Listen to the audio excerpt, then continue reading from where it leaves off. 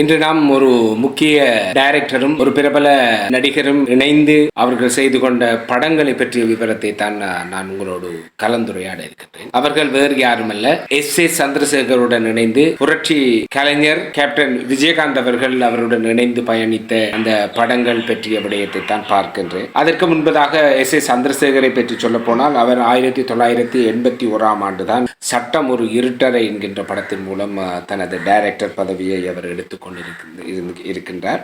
மற்றும் அவரை பற்றி கூறப்போனால் டைரக்ஷன், திரைக்கதை, கதை போன்றவற்றை அவர் எல்லா படங்களிலும் அவர் எழுதியிருக்கின்றார். மற்றும்படி தமிழ், தெலுங்கு, கன்னடம், ஹிந்தி உட்பட மொத்தமாக 70 படங்களுக்கு மேல் அவர் டைரக்ஷன் செய்திருக்கின்றார். இதில் முக்கியமாக கூடுதலான படங்களை 18 திரைப்படங்களை விஜயகாந்த் அவர்களை வைத்து எடுத்தது குறிப்பிடத்தக்க விடயமாகும். ஏனென்றால் அவருக்கு விஜயகாந்துடன் இருக்கின்ற அந்த பாசம், நேசம், விஜயகாந்துடன் அவர் செயற்பட்ட விதங்களை பற்றி குறிப்பிட்டால் உண்மையில் ஒரு வித்தியாசமான ஒரு இருவருக்கும் இருக்கின்ற ஒரு தொடர்பை நாம் பார்க்கக்கூடியதாக இருக்கின்றது. மற்றும் S.A. சந்திரசேகர் அவர்கள் விஜயகாந்த் அவர்களின் தொடர்ச்சியாக 8 படங்களுக்கு சங்கர் கணேஷ் அவர்களின் இசையமைப்பில் படங்களை வெளியிட்டிருக்கின்றார் என்றால் அதுவும் ஒரு முக்கியமான விடயமாக இருக்கின்றது. பெரும்பாலும் அவருடைய படங்களில் கதாநாயகனுக்கு தன்னுடைய மகனான விஜய் அவர்களின் பெயரைத்தான் அவர் வைத்திருக்கின்றார்.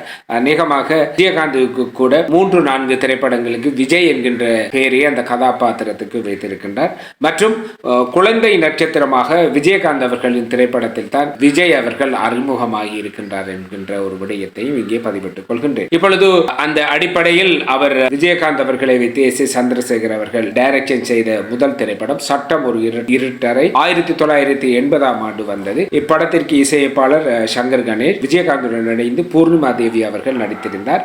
இந்த படத்திற்கு விஜய் அவர்களின் பெயரை தான் அந்த கதாபாத்திரத்துக்கு வைத்திருந்தார். இரண்டாவது படமாக நெஞ்சிலே துணிவிருந்தால் படத்தினை அவர் 1981 ஆண்டு டைரக்ஷன் செய்திருக்கின்றார். இதற்கும் சங்கர் கணேஷ் அவர்கள் தான் இசையமைத்திருக்கின்றார். கதாநாயகியாக சொர்ணா அவர்கள் நடித்திருக்கின்றது குறிப்பிடத்தக்க விடயமாக இருக்கின்றது. மூன்றாவது திரைப்படமாக நீதி பிழைத்தது என்கின்ற திரைப்படத்தை 1981 ஆண்டு டைரக்ஷன் செய்திருக்கின்றார். இதற்கும் சங்கர் கணேஷ் தான் இசையமைப்பு செய்திருக்கின்றார். விஜயகாந்துக்கு ஜோடியாக அருணா அவர்கள் நடித்திருந்தார். அடுத்ததாக பட்டணத்து ராஜாக்கள் 1982 ஆண்டு இந்த படம் வந்திருக்கின்றது. இந்த படத்துக்கும் இசையமைப்பாளராக சங்கர் கணேஷ் அவர்கள் செயல்பட்டிருக்கின்றார். ஜோடியாக சில்க் சுமிதா அவர்கள் நடித்திருக்கின்றார். இந்த படத்திற்கும் கதாநாயகனின் பெயரை விஜய் என்று அவர் குறிப்பிட்டிருக்கின்றார். அடுத்ததாக ஒரு படம் 1982 ஆண்டு இது ஒரு பக்தி படமாக எடுத்திருக்கின்றார். ஓம் சக்தி என்கின்ற படத்தினை அவர் எடுத்திருக்கின்றார். இதற்கு சங்கர் கணேஷ் தான் இசையமைத்திருக்கின்றார். மோகனா அவர்கள் கதாநாயக நடித்திருக்கின்றார். அடுத்ததாக 1983 ஆண்டு சாட்சி என்கின்ற திரைப்படத்தை அவர் எடுத்திருக்கின்றார்.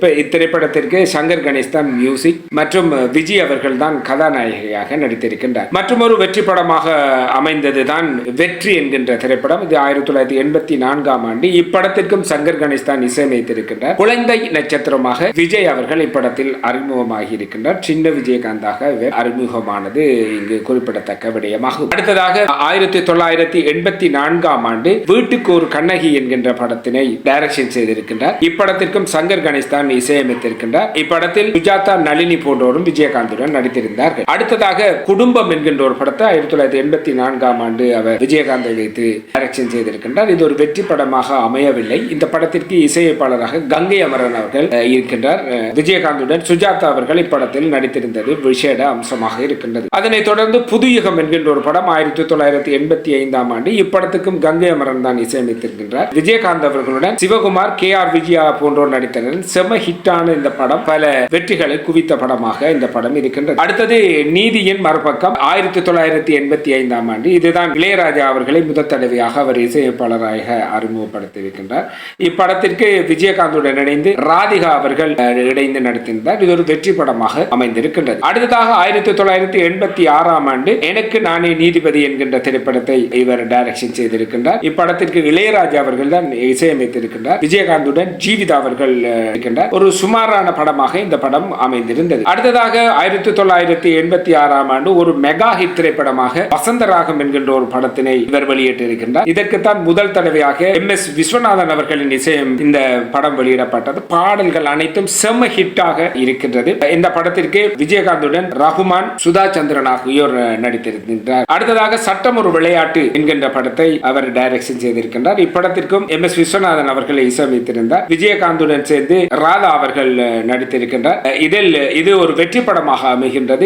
இந்த படத்திலும் விஜய் சிறுவனாக நடித்திருக்கின்றார். இதன் கதாபாத்திரத்தில் விஜய் என்கின்ற பெயரையே அவர் குறிப்பிட்டிருந்தார். அடுத்ததாக ராஜநடை என்கின்ற படம் 1989 MS விஸ்வநாதன் அவர்கள் தான் இசையமைத்திருந்தார். இது ஒரு மெகா ஹிட் வெற்றி படமாக விஜயகாந்த் அவர்களுக்கு அமைந்திருந்தது. கௌதமி, சீதா ஆகியோர் இந்த படத்தில் நடித்திருந்தார்கள். மற்றொரு படம் தான் 1993 ராஜதுரை என்கின்ற படத்தினை அவர் எடுத்திருந்தார். இப்படத்திற்கு தேவா அவர்கள் முதல் தடவையாக இசையமைத்திருந்தார். இது ஒரு வெற்றி படமாக இருந்தது. தனது டைரக்ஷனில் இரட்டை வேடங்களில் விஜயகாந்தை நடிக்க வைத்திருந்தார். ஜெயசுதா, சிவரஞ்சனி ஆகியோர் இந்த படத்தில் நடித்திருந்தார்கள். அடுத்ததாக மற்றொரு வெற்றி படமாக 1993 விஜய் அவர்களுடன் இணைந்து செந்தூர பாண்டி என்கின்ற படத்தை விஜயகாந்த் அவர்கள் நடித்திருந்தார். அது ஒரு வெற்றி படமாக அமைத்திருந்தது.